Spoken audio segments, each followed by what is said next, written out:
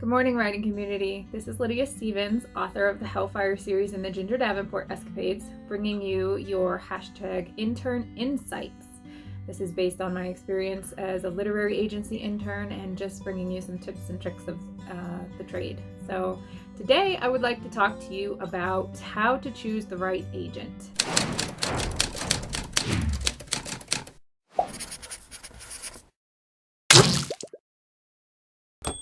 This may seem very easy. You might do a search for agents that represent fantasy. It's not quite so easy as that. One of the tools that I enjoy using when I send out queries is Query Tracker.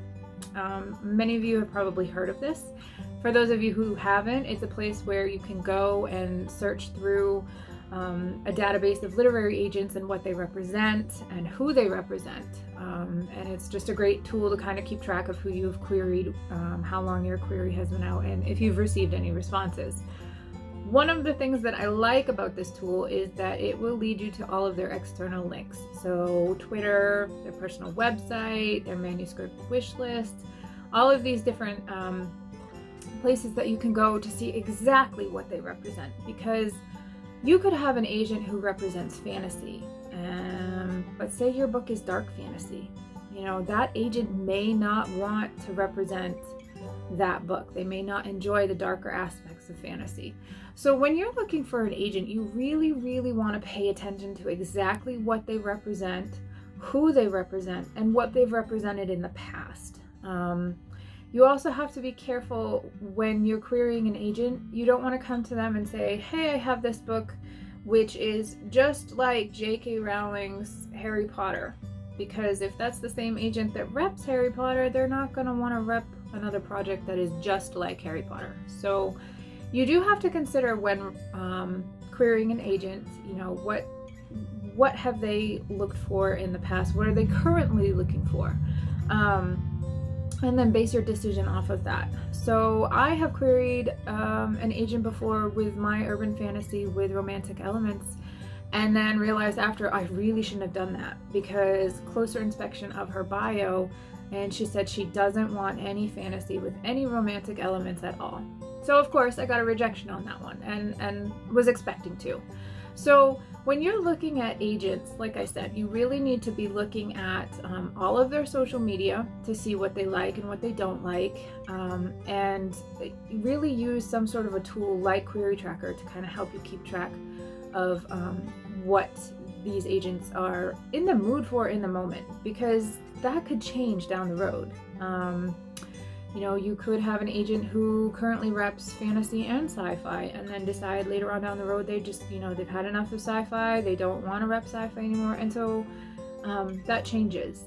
And you have to be very aware of, have they changed that wish list across all of their social media platforms. So when you're looking for an agent, you need to be looking for not just what and who they represent, but also sort of the tone that they're projecting in their posts and the mood that they're in. You have to really kind of pay attention and almost get to know them a little bit through social media to understand, you know, is this person, do they have a slight edge of humor when they talk about specific books? Or, you know, are they very serious about a certain subject?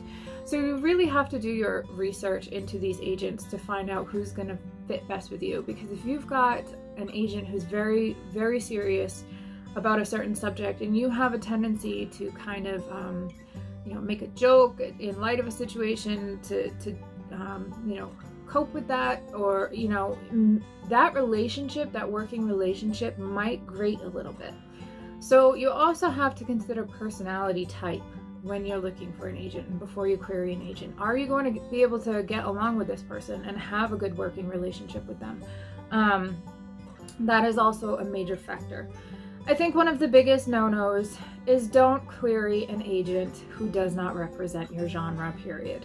So I made the mistake of querying the agent who, yes, she represents fantasy, but she does not touch any romance at all. And that was, you know, an error on my part, and I really should have picked that up before I sent the query, because they get so many every week. They get hundreds of query letters every week. So when they get one which blatantly ignores what they've put out into the public and said, I don't want this, it can be very frustrating for them. So you then run the risk of, if you have a manuscript down the road which is more in line with what they're looking for, they're going to remember. Sometimes they're going to remember that, they specifically state, I don't represent science fiction.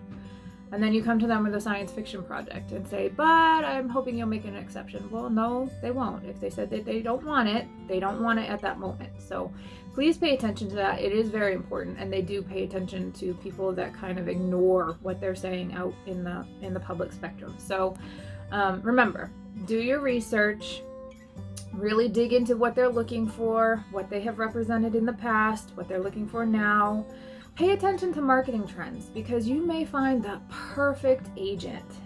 This person represents what, your time travel fantasy, but the market isn't looking for that right now. And so you could query this agent, and the agent is going to do their job. They're going to know that book might not sell in the moment. So it doesn't seem like it's fair, but they may pass on your manuscript solely for the fact that, as much as they love representing the time travel fantasy, whatever, it's not going to sell. So you also have to be very aware of what is in the market and what an agent can sell, because their job, once you develop that working relationship, is to work for you and to be able to sell your book. So if you bring them a book that can't sell, they're going to have to make the choice of choosing between your perfect book that they would love to represent and they absolutely adore this, but it's not going to sell, as compared to another book which they know is going to be, is going to do very well in the current market. So pay attention to those things when you're looking for an agent. And it's sometimes it's a gamble, and sometimes you can kind of predict what, there are certain pieces of information about an agent that are out there that you can find, and you can kind of predict, is this person going to be a right fit for me? So it really is sort of an amalgamation of factors that go into querying an agent. So, be very aware and do your research, and good luck in your querying process. And I hope you guys get your dream agent.